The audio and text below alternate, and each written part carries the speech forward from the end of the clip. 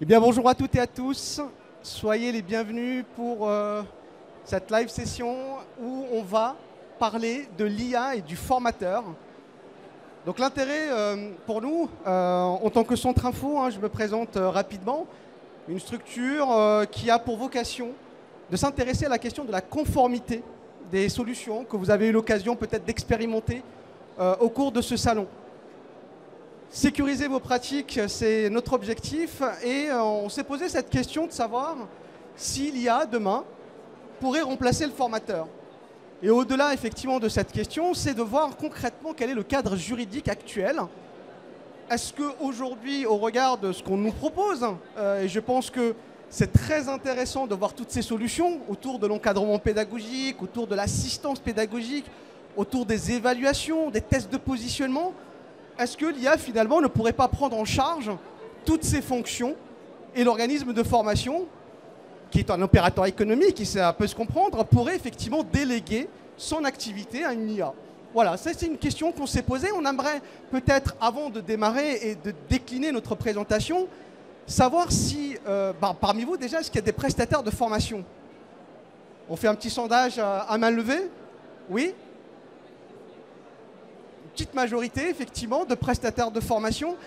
Et la question, c'est concrètement aujourd'hui, au regard de cette fonction de formateur, est-ce que vous avez des formateurs, alors je suppose des formateurs humains, voilà, jusqu'à présent, je pense qu'il n'y a pas de problème là-dessus. Ces formateurs, aujourd'hui, concrètement, est-ce qu'ils s'occupent de l'intégralité de la réalisation de l'action de formation, où il y a une part aujourd'hui qui est confiée à l'IA? Ça reste quand même des moyens humains qui sont au centre. Donc à cette question, Valérie, ça serait intéressant déjà, ne serait-ce que de s'intéresser à la fonction de formateur.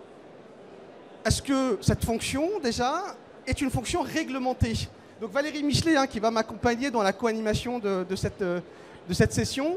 Donc concernant cette fonction de formateur, est-ce qu'il y a des exigences particulières pour pouvoir l'exercer? Je pense que c'est intéressant de commencer par ça avant de décliner notre présentation. Alors le principe, je pense que vous le savez, vous qui êtes organisme de formation, qui recrutez des formateurs, c'est qu'en France, il n'y a pas de titre obligatoire ou de qualification de diplôme obligatoire pour se présenter comme étant formateur.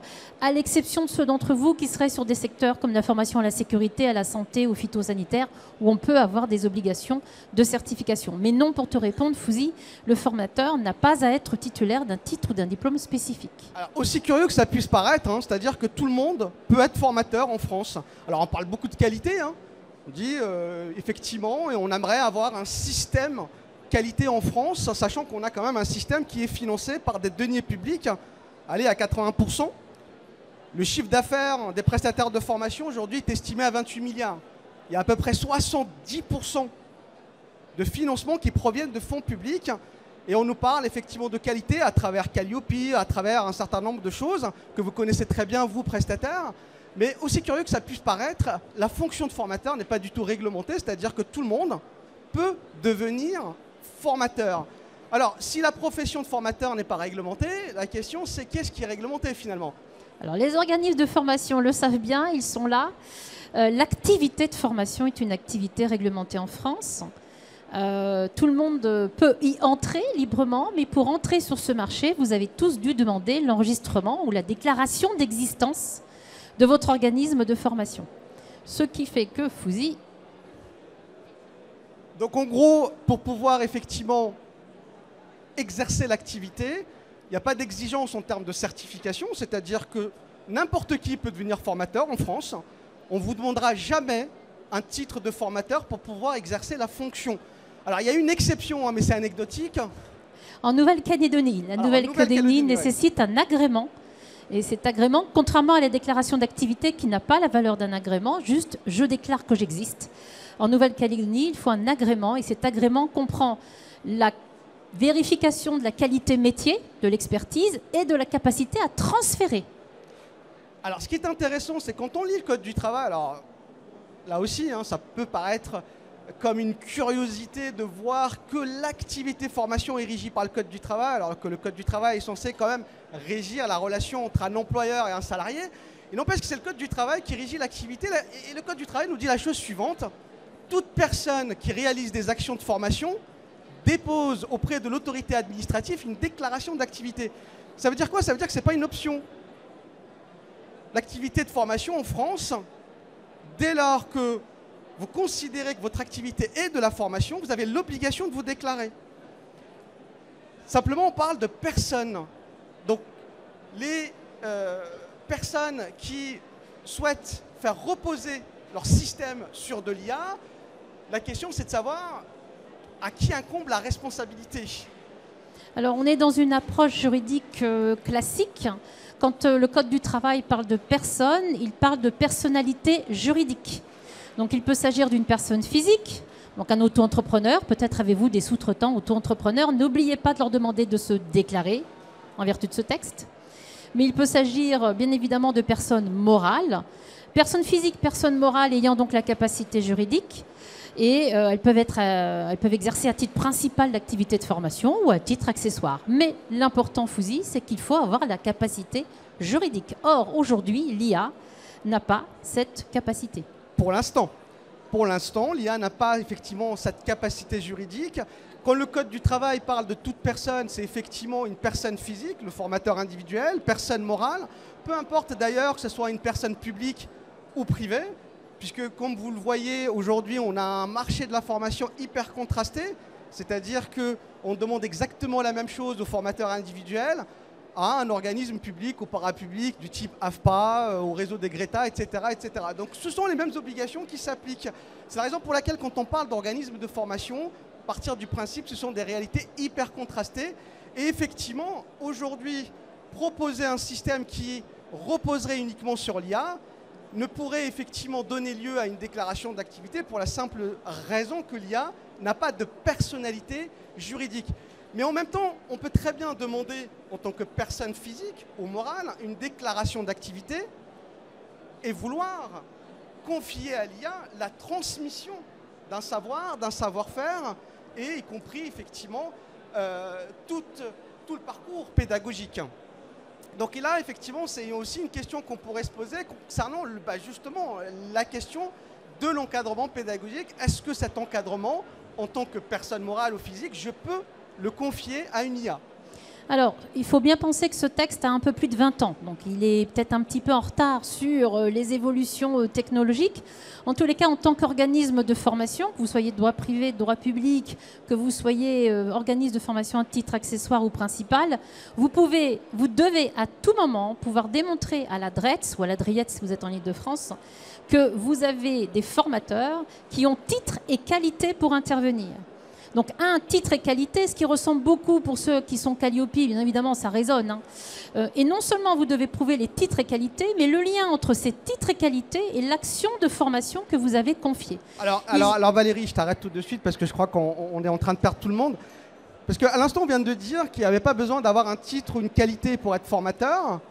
Et là, tu nous dis qu'il faut un titre et qualité, il faut prouver que ce titre et qualité... Alors, j'aimerais connaître un peu les nuances, parce que là, il va falloir peut-être aller un peu plus loin dans l'explication. Alors, on est bien sur le contrôle de la capacité de l'expert à intervenir sur le sujet. Si vous mettez Valérie Michelet, juriste, pour une formation en maçonnerie, je n'ai pas titre et qualité pour intervenir en maçonnerie. En tout cas, je n'ai pas le titre. Je n'ai pas de CAP de maçonnerie. Je pourrais avoir qualité. Qualité, j'ai peut-être développé une activité de maçonnerie, j'ai écrit des ouvrages sur la question. Il faut l'entendre comme ça. Ce n'est pas l'entrée sur le marché, Fouzi. L'entrée sur le marché est libre. Toute personne physique ou morale peut être OF. Il n'y a pas de certification. En revanche, une fois qu'on est entré activité réglementée, l'administration, donc l'État, dit attention, vous mettez la bonne personne physique, on verra tout à l'heure, en face de votre public. Et vous devez pouvoir le démontrer à tout moment. Ouais. Le risque est majeur. Enfin, la juriste, hein, je vais vous faire peur. Restez là. Le risque, c'est la déclaration de votre NDA. Donc, du jour au lendemain, vous n'êtes plus autorisé à vendre de la formation et éventuellement une sanction pénale qui est de 4 500 € pour le dirigeant. Et sachez-le, il y a des condamnations. Donc, je vous rassure, Valérie est bien juriste. En revanche, formatrice, comme il n'y a pas d'exigence, pas besoin d'avoir un titre. Donc c'est tout l'enjeu finalement, c'est-à-dire qu'effectivement c'est une fonction qui n'est pas réglementée. Ce qui est sûr, c'est que le fait de demander, de justifier des titres et qualités, on part du principe qu'il n'y a pas de formation sans formateur. Je pense notamment à toutes les solutions qu'on peut d'ailleurs voir dans ce salon où on vend un peu du rêve parfois, hein, donc à des prestataires de formation en leur disant voilà, on vous vend une solution où votre apprenant va s'abonner à un contenu. Il pourra effectivement, désolé pour le micro, il pourra effectivement se connecter à travers un login et un mot de passe et avoir accès à un certain nombre de contenus. Bon, si effectivement la formation c'était ça, YouTube serait un organisme de formation, de même que Netflix. Donc l'idée effectivement c'est que ça repose bien sur un encadrement pédagogique. Cet encadrement pédagogique ne peut être qu'un encadrement pédagogique humain. Donc à l'heure actuelle, l'IA n'a pas de capacité reconnue à enseigner et à encadrer donc une activité de formation. Pour aller encore plus loin, je ne sais pas s'il y a des CFA autour de la table. Enfin, non, je n'ai pas de CFA. Parce que pour l'enseignement aux apprentis, les enseignants doivent même faire la preuve qu'ils n'ont pas fait l'objet de condamnation pour conduite contraire aux bonnes mœurs. À l'IA, par définition, donc il faut bien être une personne physique là pour en tout cas l'enseignement aux apprentis.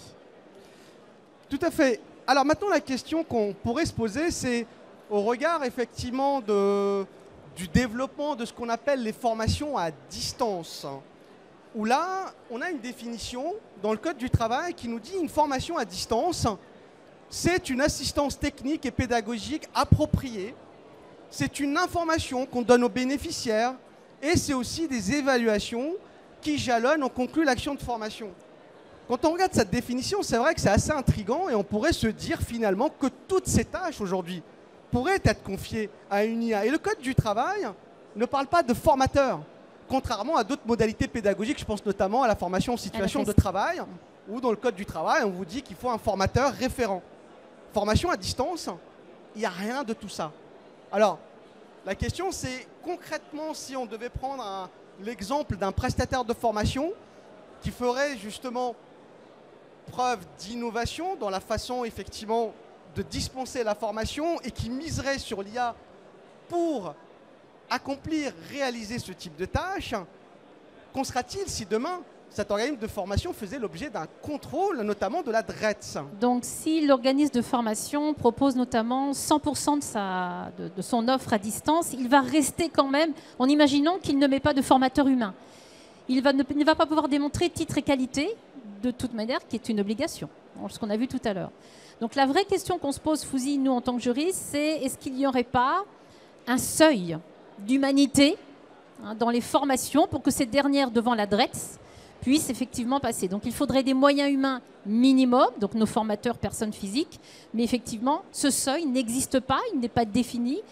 Comme on le dit très précisément, effectivement, le Code du travail n'a pas encore appréhendé cette question, le législateur n'a pas encore réfléchi à ce point.